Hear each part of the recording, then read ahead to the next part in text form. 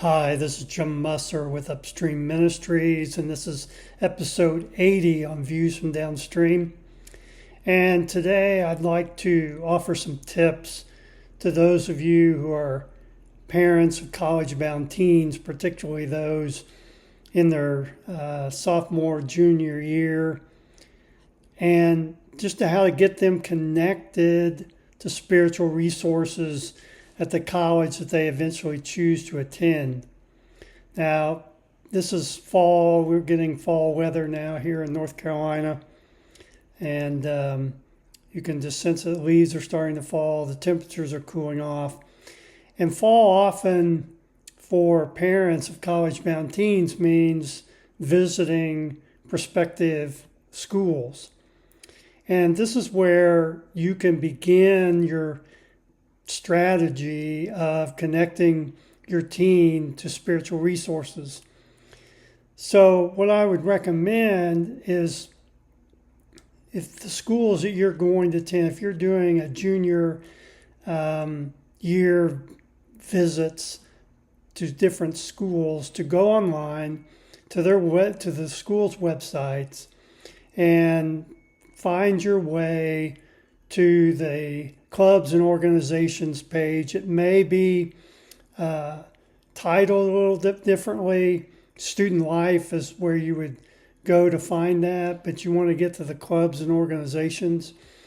And then look for the religious organizations, which would include campus ministries.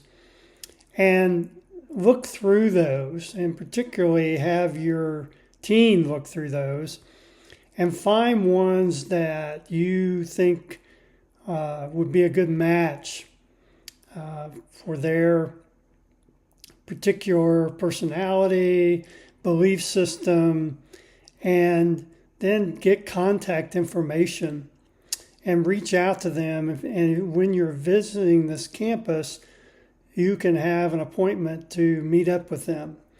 And you can also do this with churches. If you, again, go to the particular city in which the school is in, you can look up churches in that city and again find out what churches you might be interested in, and make appointments for one or two to meet with the pastors to find out what they offer college students in their community.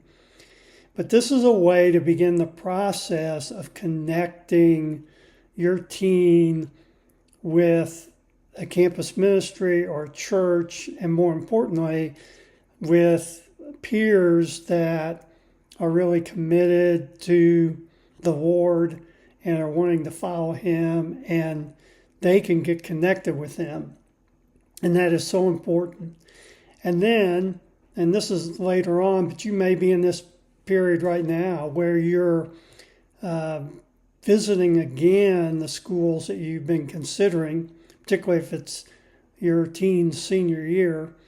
You may be making second visits, and that's another time to reconnect with those people you connected with before and get to know them a little bit better. And also, it's an opportunity for those ministries, those churches, to introduce your teen to some people that are involved in their ministry. I know when I was a campus minister, I would be sure to invite a student or two to a meeting with a prospective student, because I knew that the student was more interested in peer relationships than in a relationship with me or anybody on my staff. So they are likely include that, or you could ask for that. Hey, can you invite a couple students so my teen can meet them? But this is again a way to develop connections. And why this is important is the first couple weeks on campus for your teen, their freshman year, is just going to be full of all kinds of activities, and they're going to be meeting all kinds of people, and many of those, if they're at a secular school are not going to be Christians, are not going to be interested in helping your teen in their spiritual walk. And so it's very easy if teens are unconnected with spiritual resources when they arrive on campus. It's very easy for them to get caught up in all the other activities that are going on. The university puts a real emphasis on trying to get their new students connected and meeting people. So they offer up a lot of activities. And there are all kinds of other things that are going on too.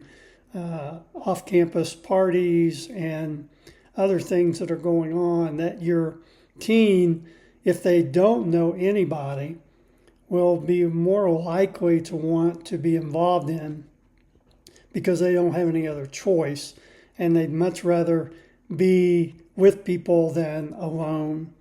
And so if they're connected when they get there, then they'll have things to do. And if campus ministries, churches are usually doing things those first couple weeks when students arrive to introduce students to their ministry. I know we did that. We did all kinds of things, cookouts and giveaways on campus. We had special meetings, fun activities for students to get involved in. And if your student is already connected before they get there, they will know about these things. And so when there's these other things offered up by the university that normally they might want to do because they didn't have anything else to do, they'll have other options. And that's just so important. And so I just want to encourage you to really focus on getting your teen connected, doing the work that's necessary to get your teen connected to those spiritual resources, those campus ministries, those churches that will lead them to get connected with peers that can really help them adjust to the university environment and in a way that their faith is not compromised and that they can grow. And I often tell parents, God is really active at the university. And it may not seem like it, and it may seem like we need to do all that we can to protect our teen from that exposure. But in reality, God is using that. He used the university experience in my life to bring me to Him. And I've seen over my 38 years of working with college students that God just brought students to a different level of maturity through their experience with our campus ministry, through experience with the church. And God is not going to just basically abandon your teen because they're at the secular university. So those are just some things that you can consider. And I'll just, again, put a plug in for my book, Is Your Faith Ready for College? Finding the resources you need for the challenges you'll face. It's available on Amazon, and that will help you even more than just what I've said in this video. But it is important to lay the groundwork for your teen and for them to have ownership of this process. It's not good enough for you just to do all the work. They need to have ownership of it. They need to want to seek out these ministries. You may have to nudge them a little bit, but it's for their own benefit that they do the work. And so you can help them, and this is what that with my book does, is just give you some guides of how to help them do that. So I'll leave it there, and have a blessed fall, and we'll see you next week.